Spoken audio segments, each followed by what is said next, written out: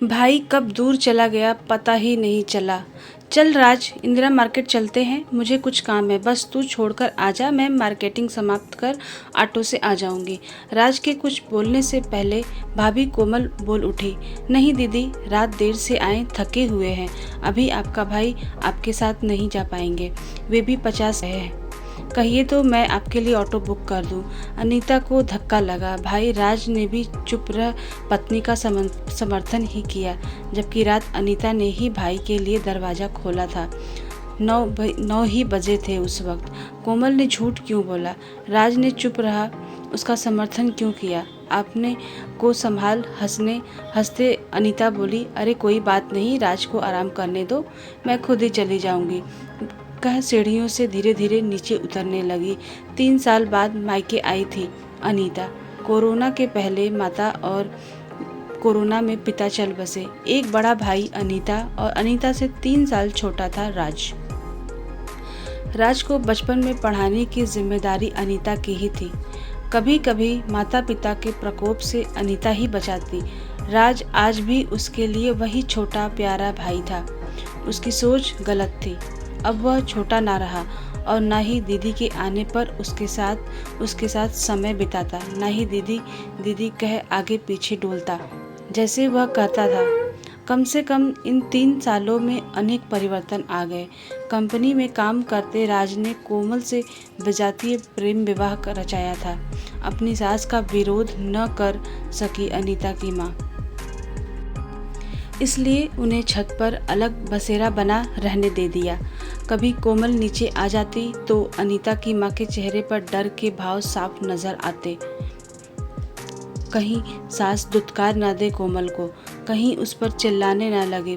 पूजा पर्व त्योहार मेहमानों या अनीता के आने पर मिलजुल कर खाना बनता और खाया जाता। यह भी संभव हुआ दादी के गुजर जाने के बाद ही। कोमल भी एक विद्यालय में कंप्यूटर की शिक्षिका बन गई। आत्मनिर्भर होते ही उसमें धीरे धीरे परिवर्तन आने लगा। पैसों का घमंड धीरे धीरे सिर चढ़ने लगा। पूजा पर्व त्योहारों को अपने ढंग से अपने घर में मनाने लगी। नीचे मिलजुल कर ना पूजा में शरीक होती, ना खान पान में, ना खुद आती, न राज को, न बच्चे को भेजती। इससे भी परिवार के सदस्यों में धीरे धीरे स्वीकार कर लिया। पर माँ हमेशा दुखी रहने लगी। अनीता के लिए यह बिल्कुल नया अनुभव था। राज के शादी से पहले उस पर जैसा अपना अधिकार समझती थी वह ना रहा। आत्मनिर्भर होते ही कोमल धीरे धीरे सभी से दूर होने लगी। पर भाई राज कब दूर चला गया अनीता जान ही ना पाई। अनीता के आंसू छलक आए। 2 दिन बाद कोमल और राज गाड़ी में सामान रख रहे थे। अनीता ने पूछ लिया, कहीं जा रहे हो? हाँ दीदी, पहाड़ी पर बसे डोंगर देवी मंदिर के दर्शन के लिए। अच्छा, मुझे भी पता होता तो मैं भी दर्शन कर आती, अनीता के मुंह से निकल गया। राज ने तुरंत कोमल की ओर देखा। कोमल के चेहरे के हाव भाव बदले पर फिर बोली, अरे दीदी, कहाँ 1000 सीढ़ियाँ चढ़ पाएंगी? रोपवे अगर काम नहीं कर रहा हो तो दीदी को ना हम साथ ले जा सकते हैं और ना उन्हें नीचे छोड़ सकते हैं, इसलिए मैंने दीदी से नहीं पूछा। कोमल बेपरवाह हो बोली। इंदिरा मार्केट के लिए मना करने वाली कोमल अब राज को क्या सीढ़ियाँ चढ़वाएगी? अगर रोपवे ना होता तो? मन में सवाल उठा अनीता के। राज का चेहरा उतर गया। पति पत्नी के संबंध अच्छे बने रहे, सुख शांति से जीवन व्यतीत हो, इसलिए राज ने चुप्पी साध ली। कोमल राज के लिए घर से भाग आई थी।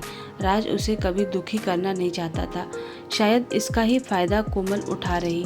कोमल सही कह रही है, मैं इतनी सीढ़ियाँ नहीं चढ़ पाऊंगी, हांफने लगूंगी। तुम लोग जाओ, दर्शन कराओ। हाँ, पैसे देती हूँ, हुंडी में डाल देना, अनीता बोली। रुपए लेते राज सारी दीदी बोला। भाई बहन में सॉरी धन्यवाद जैसे शब्दों का कोई स्थान नहीं। तू क्यों दुखी हो रहा है? मैंने बुरा नहीं माना, जा तू जा, ध्यान से गाड़ी चलाना, कहते हुए विदा किया। समय के साथ साथ भाइयों पर भी अपने घर परिवार की जिम्मेदारियां बढ़ जाती हैं। पहले जैसा उनसे अपेक्षा भी गलत ही है। अनीता को बुरा इस बात का लगा कि राज खुद उससे पूछ सकता था, मनुहार कर सकता था जैसे पहले किया करता था। पर उसने कोमल से पूछने के लिए कहा। मायका है, मायके में भाई भाभी भी हैं, पर सब सिर्फ नाम के लिए। बड़े भाई कुछ गंभीर मुद्रा वाले हैं, इसलिए अपनी सभी बातें जरूरतें उनसे नहीं कर सकते। भाभी अपनी बेटी की डिलीवरी के लिए उसके ससुराल गई हुई थी। बचा सिर्फ राज, वह तो अपना था। अनीता ने महसूस किया, प्यारा भाई राज सिर्फ भाई न रहा, जिम्मेदार पति और पिता बन गया है। दूसरों से आशा उम्मीद ही मनुष्य को कभी कभी दुखी कर देती है, इसलिए किसी से भी उम्मीद नहीं लगानी चाहिए। माता पिता की तस्वीर के सम्मुख खड़ी हो, पता नहीं कैसा तो मन भर आया, आंखों से अश्रुधारा बहने लगे। क्यों इतनी जल्दी चले गए आप दोनों? माँ, इस घर को मेरी ज़रूरत ना रही, पर हर साल आऊँगी ज़रूर, क्योंकि यह घर मुझे आपके होने का एहसास दिलाता है। आपकी खुशबू, आपकी प्यार घर की हर वस्तु में मौजूद है। मैं इसे अनुभव करना चाहती हूँ, महसूस करना चाहती हूँ। माँ मन ही मन बोली। दूसरे दिन निकलने की तैयारी करने लगी अनीता। भाई बहन के संबंध में दरार, अलगाव, रिश्तों में खालीपन आना दोनों को ही दुखी कर जाती है। यह अनमोल रिश्ते हैं, इन्हें संभाल कर रखने की कोशिश करनी चाहिए। दूर हुआ तो क्या, पर भाई तो अपना ही खून है ना, सोच मुस्कुरा उठी अनीता। तो दोस्तों, ये आपको हर टचिंग स्टोरी कैसी लगी, प्लीज़ मेरे दोस्तों लाइक शेयर सब्सक्राइब ज़रूर करिएगा। अब मिलते हैं अपनी नेक्स्ट स्टोरी में, तब तक के लिए बाय बाय।